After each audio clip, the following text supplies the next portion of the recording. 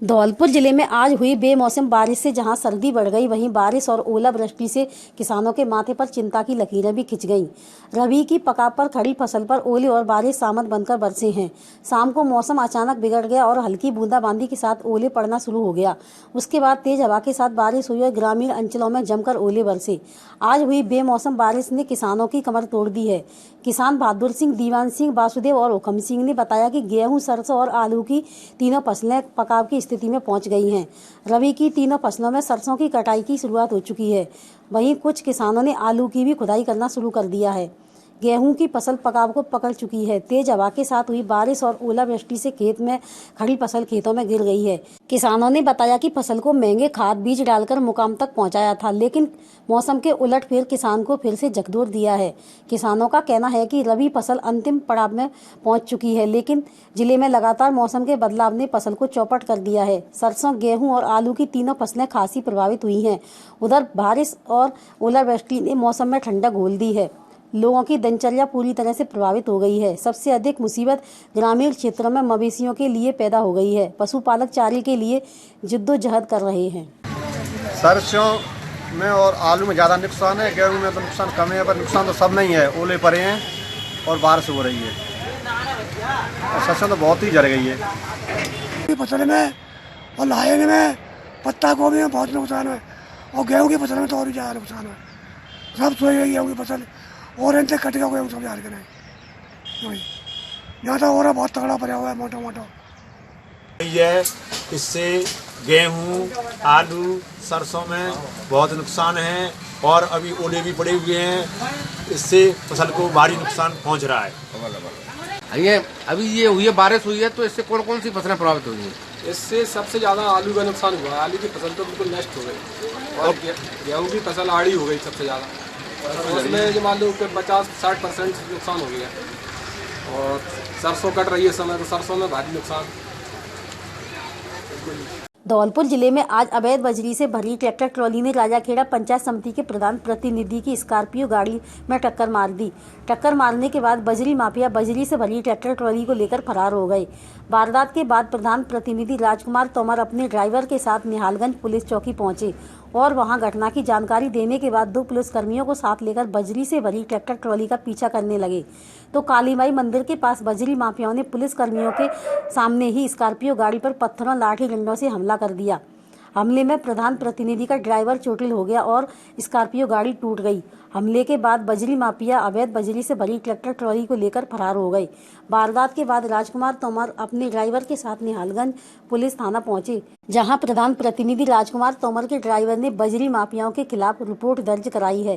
Police ने मामला दर्ज कर कार्रवाई शुरू कर दी है। हम आपको बता देते हैं कि राजकुमार तोमर राजाखेड़ा पंचायत समिति की प्रधान लता तोमर के ससुर हैं और प्रधान प्रतिनिधि का काम देखते हैं, साथ ही कांग्रेस पार्टी से हैं। क्या हुआ? ये 12:15 बजे की घटना है। लगभग 12:15 बजे मेरी गाड़ी ड्राइवर के साथ घर आ रही थी।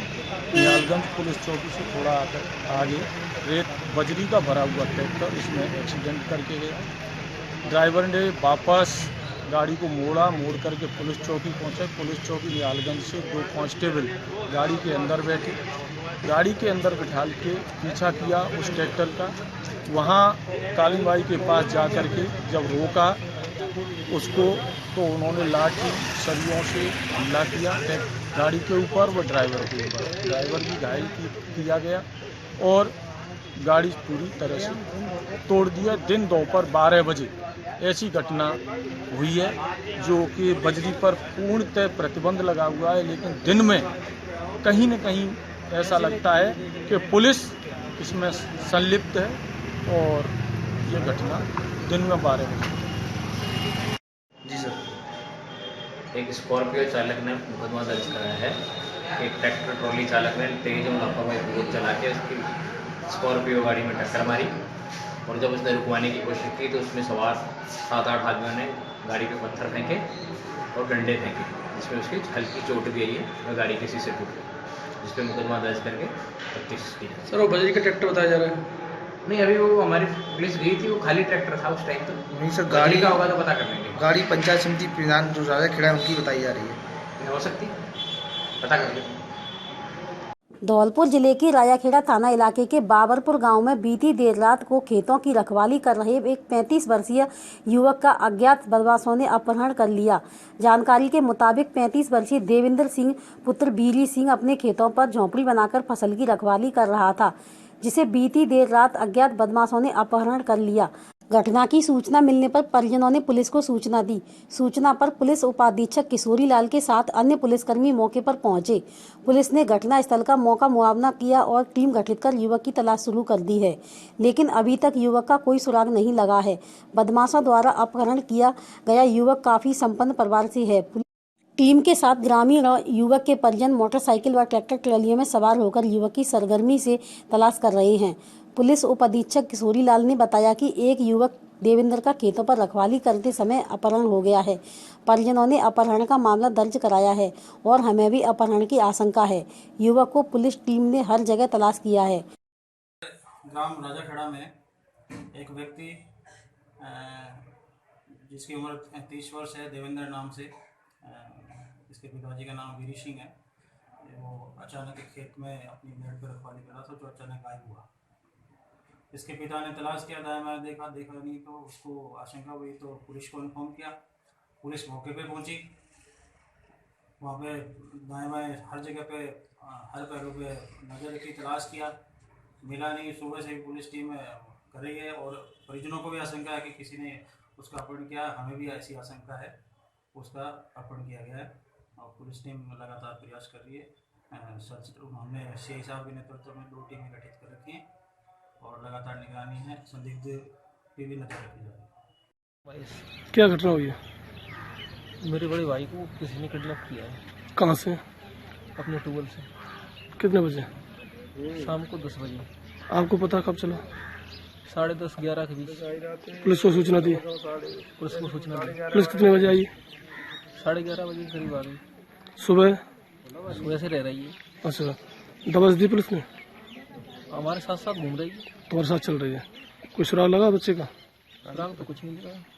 धौलपुर जिले के चिकित्सा एवं स्वास्थ्य विभाग के एनएचएम में कार्यरत कार्मिकों ने मुख्यमंत्री के नाम कलेक्टर को ज्ञापन प्रेषित कर अनिश्चितकालीन धरने पर बैठ गए। चिकित्सा कर्मियों ने सरकार से लंबित मांगों के साथ जॉब को स्थायी करने की मांग की है। चिकित्सा एवं स्वास्थ्य विभाग में एनएचएम के जिला अध्यक्ष मनोज तिवारी ने बताया कि स्वास्थ्य विभाग में एनएचएम सभी कार्मिक संविदा पर कार्यरत हैं, जो पिछले 10 वर्ष से अधिक समय से लगातार सेवाएं दे रहे हैं, लेकिन राज्य सरकार द्वारा नौकरी को स्थायी नहीं किया जा रहा है। उसके अलावा मानदेय बहुत कम दिया जा रहा है, जबकि सरकार की मंशा है काम के अनुरूप मानदेय निर्धारित किया जाता है। संविदा पर जॉब होने के कारण सरकार जॉब सिक्योरिटी भी प्रदान नहीं की गई है। वहीं केंद्र सरकार द्वारा लॉयल्टी बोनस जारी किया था, जिसका पालना राज्य सरकार ने नहीं की है। साथ ही विधानसभा चुनाव से पूर्व प्रधानमंत्री नरेंद्र मोदी को एनएचएम कर्मियों ने लंबित मांगों को लेकर काले झंडे दिखाए थे, जिसमें 84 लोगों के खिलाफ मामला पंजीबद्ध किया था, जिसके कारण सभी चिकित्सा एवं स्वास्थ्य विभाग में एनएचएम उपेक्षा का दंश झेल रहे हैं।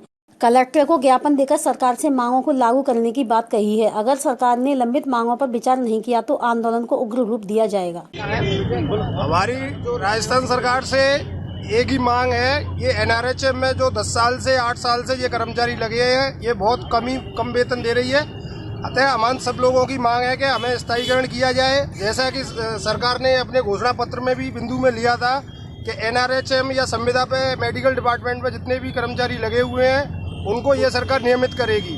लेकिन आज तक ना तो सरकार द्वारा ऐसा कोई ठोस मुद्दा उठाया है कि जिससे हम लोगों के मन में ये लगे कि सरकार हमारे लिए कुछ कर रही है, और ना ही आज तक हम लोगों की सैलरी रिवाइज की है। 10 साल से लगे हैं, उनको भी 5,000, 7,000, 8,000 रुपये दे रही है। आज के समय में 7,000 में या 8,000 रुपये में कैसे घर चलेगा। अतः हमारी सरकार से मांगे हैं सबको स्थायीकरण किया जाए, सबके भविष्य को सुरक्षित किया जाए। धौलपुर जिले के एडीजे न्यायालय ने लाठी डंडों से पीट कर हत्या के एक मामले में 2 आरोपियों को आजीवन कारावास की सजा सुनाई है। साथ ही दोनों आरोपियों को 21,500 रुपये से दंडित किया है। अपर लोक अभियोजक अजय गुप्ता ने बताया कि थाना कौलारी निवासी रामबाई ने 29 अगस्त 2008 को थाने में इस आशय की प्राथमिकी दर्ज कराई कि शाम को रंजीत वाल्मीकि के जानवर उसके घर में घुस आए थे। उसका उल्हाना देने गए तो रंजीत, देशराज, गुड्डू, राजू सहित एक दर्जन लोग हथियार लेकर घर में घुस आए और आते ही पति रमेश, देवर सुरेश और लड़के को घायल कर दिया। इन दोनों को निजी वाहन से अस्पताल ले जाया जा रहा था, तभी रास्ते में रमेश ने दम तोड़ दिया। मामले में आज बुधवार को अपर जिला एवं सेशन न्यायाधीश सलीम बदर ने 2 आरोपी राजू और गुड्डू को आजीवन कारावास की सजा सुनाई है। साथ ही दोनों आरोपियों को 21,500 रुपये से अर्थदंड से दंडित किया है। जी सर। अपर जिला एवं सेशन न्यायाधीश धौलपुर सलीम बदर साहब ने सन 2008 के थाना कोलारी क्षेत्र के एक हत्या के प्रकरण के अंदर अभियुक्त राजू एवं गुड्डू को आजीवन कारावास की सजा तथा 21,500 रुपये के अर्थदंड से दंडित किया है। बहुत शानदार किया। धौलपुर शहर के कोर्ट परिसर में अब आमजन के साथ अधिवक्ताओं को जाम की समस्या से निजात मिलेगी। ट्रैफिक पुलिस ने कोर्ट परिसर में जाने वाले वाहनों के लिए पार्किंग व्यवस्था लागू कर वाहनों के अंदर जाने पर पूरी पाबंदी लगा दी है। ट्रैफिक प्रभारी युधिष्ठिर सिंह ने बताया कि कचहरी परिसर में लंबे समय से जाम की समस्या चली आ रही थी, जिससे वाहन चालक और अधिवक्ता और कोर्ट के कार्मिक घंटों जाम में फंसे रहकर परेशान होते थे। ट्रैफिक पुलिस ने जगन तिराहे से जाने वाले मार्ग को बंद कर बैरिकेडिंग लगा दी है। स्टेशन रोड से भी जाने वाली वाहनों को रोक दिया है। पुराने पीआरओ ऑफिस के सामने वाहन पार्किंग स्थापित की गई है, जिससे वाहनों का आना जाना कोर्ट परिसर में बंद हो गया है। वाहनों की रोकथाम से कोर्ट कर्मियों के साथ आमजन को भारी राहत मिलेगी। कोर्ट के अंदर जाने वाले फरियादियों को जाम की समस्या से मुक्ति मिल गई है। धौलपुर जिले के कोतवाली थाना इलाके के हाउसिंग बोर्ड कॉलोनी के पास बाड़ी मार्ग पर टेम्पो और बाइक में आमने सामने भीषण भिड़ंत हो गई। हादसे में 3 महिला सहित 7 जने गंभीर रूप से घायल हो गए। हादसे को देख मौके पर लोगों की भीड़ जमा हो गई। लोगों ने हादसे की सूचना कोतवाली थाना पुलिस को दी। पुलिस ने मौके पर पहुंचकर सभी घायलों को 108 एम्बुलेंस द्वारा जिला अस्पताल के ट्रॉमा वार्ड में भर्ती कराया है, जहां चिकित्सकों द्वारा उपचार किया जा रहा है। हादसा उस वक्त हुआ जब सवारियों से भरा टेम्पो धौलपुर गुलाबबाग चौराहे की तरफ से बाड़ी की तरफ जा रहा था। जैसे ही टेम्पो हाउसिंग बोर्ड कॉलोनी के सामने पहुंचा तो सामने से आ रहे बाइक सवार से टक्कर हो गई। हादसे में टेम्पो पलट गया, वहीं बाइक सवार उसके नीचे दब गया। हादसे को देख लोगों की मौके पर भीड़ जमा हो गई। स्थानीय लोगों ने टेम्पो को सीधा कर बाइक सवार को नीचे से निकाला। हादसे में 3 महिला सहित 7 जने गंभीर रूप से घायल हुए हैं। सभी घायलों को 108 एम्बुलेंस की मदद से जिला अस्पताल के ट्रॉमा वार्ड में भर्ती कराया है, जहां घायलों का उपचार किया जा रहा है। पुलिस ने टेम्पो और बाइक को जब्त कर कानूनी कार्रवाई शुरू कर दी है। धौलपुर जिले के सदर थाना इलाके के गांव दूंकापुरा में 2 पक्षों में पुराने विवाद को लेकर खूनी संघर्ष हो गया। दोनों तरफ से हुई लाठी बाटा जंग में 2 महिला और 2 पुरुष घायल हो गए हैं। घायलों को ग्रामीणों ने जिला अस्पताल में भर्ती कराया है। जानकारी के मुताबिक गांव के दुर्गा और रूपा प्रसाद के मध्य पुराना विवाद चला आ रहा था, जिसमें दोनों पक्ष पूर्व में भी झगड़ा कर आमने सामने हो चुके हैं। आज फिर से पुराना विवाद ने नया रूप ले लिया है। दोनों तरफ से गाली गलौच हुआ। उसके बाद दोनों पक्ष के लोग लाठी डंडों से लैस होकर आमने सामने हो गए। दोनों तरफ से चले खूनी संघर्ष में 2 वृद्ध महिला 4 लोग घायल हुए हैं। दोनों नाजुक घायल महिलाओं को जिला अस्पताल के ट्रॉमा वार्ड में भर्ती कराया है, जहां चिकित्सकों द्वारा उपचार किया जा रहा है। पुलिस ने राजकीय चिकित्सालय पहुंचकर घायलों का मेडिकल कराया है। दोनों पक्षों ने पुलिस के समक्ष तहरीर पेश कर दी है। घटना को लेकर पुलिस जांच में जुट गई है। हमारे यहाँ पे अभी डूंगीपुरा गांव से जो 2 पेशेंट एडमिट हुए हैं, दोनों में आपस में मारपीट हुई है। एक गंभीर हालत में भर्ती है, इसका नाम ध्रुवी है। तो सर में काफ़ी चोट है और काफ़ी हालत गंभीर है। दूसरी लेडीज के पैर में फ्रैक्चर बताया जा रहा है और वो भी हमारे एडमिट है। धौलपुर जिले के सदर थाना इलाके के रीको एरिया में 45 वर्षीय व्यक्ति का शव फांसी के फंदे पर पेड़ से लटका हुआ मिलने से इलाके में सनसनी फैल गई। स्थानीय लोगों ने घटना की सूचना सदर थाना पुलिस को दी। पुलिस ने मौके पर पहुंचकर घटना स्थल का मौका मुआवना किया। पुलिस ने मौके से साक्ष्य एकत्रित कर सबको कब्जे में लेकर जिला अस्पताल की मोर्चरी में रखवा दिया है। मृतक की शिनाख्त जद्दो पुत्र कल्लू ताजगंज आगरा के रूप में हुई है। सदर SHO विजय मीणा ने बताया कि सूचना मिली कि थाना क्षेत्र के रीको एरिया में झाड़ियों में पेड़ से फांसी के फंदे पर करीब 45 वर्षीय व्यक्ति की लाश झूल रही है। पुलिस टीम गठित कर मौके पर पहुंची, जहां घटना स्थल का मौका मुआवना किया गया। पुलिस ने मृतक का शव को कब्जे में लेकर परिजनों की मौजूदगी में मृतक का पोस्टमार्टम कराकर सब परिजनों को सुपुर्द कर दिया है। पुलिस ने बताया कि मृतक 2 दिन पूर्व घर से गायब हुआ था।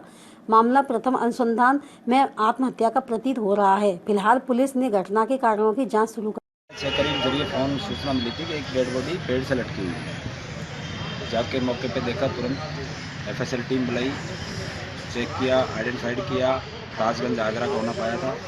अभी उसको डेड बॉडी को मोर्चरी में शिफ्ट किया है। जो भी कार्रवाई परिजनों को सूचित कर दिया, परिजन आ गए। पुलवामा में शहीद हुए धौलपुर जिले के भागीरथ सिंह की पत्नी वीरांगना रंजना को बुधवार को राजस्थान लोक सेवा आयोग के पूर्व अध्यक्ष डॉक्टर R.S. गर्ग ने जैतपुर पहुंच शहीद के परिजनों को सांत्वना देकर बच्चों की परवरिश के लिए 1 लाख की FD प्रदान कर परिजनों को मयूरी हॉस्पिटल में निःशुल्क इलाज का आश्वासन दिया। डॉक्टर गर्ग ने कहा कि अमर शहीद भागीरथ सिंह ने मातृभूमि की रक्षा के लिए अपने प्राणों की आहुति दी है। उसे आज जन जन याद कर रहा है। शहीद भागीरथ सिंह ने राज्य एवं जिले का नाम रोशन किया है। शहीद की वीरांगना रंजना ने बातचीत में कहा कि भारतीय वायुसेना द्वारा की गई कार्यवाही से काफी राहत मिली है। इस अवसर पर समाज सेवी संजीव श्रीवास्तव ने परिजनों को सांत्वना देते हुए कहा कि शहीद भागीरथ सिंह का राष्ट्र के लिए यह बलिदान सदैव याद किया जाता रहेगा। भाजपा नेता रामकुमार गर्ग ने कहा कि पाकिस्तान ने जो दुस्साहस किया है उसका जवाब हमारी सेना पूरी ताकत से दे रही है। आज पूरा देश एक साथ अपनी सेना के साथ खड़ा है। युवा व्यवसायी नरेंद्र तोमर ने कहा कि हमें अपने सैनिकों पर गर्व है। इस अवसर पर IDBI बैंक के सेल्स मैनेजर दीपक शर्मा ने वीरांगना रंजना का बैंक खाता खोला। शाखा प्रबंधक सुनील चंद्र द्वारा बैंक संबंधी सुविधाओं को देने का आश्वासन दिया। इस अवसर पर शहीद भागीरथ के परिजन तथा बड़ी संख्या में ग्रामीण जन मौजूद थे।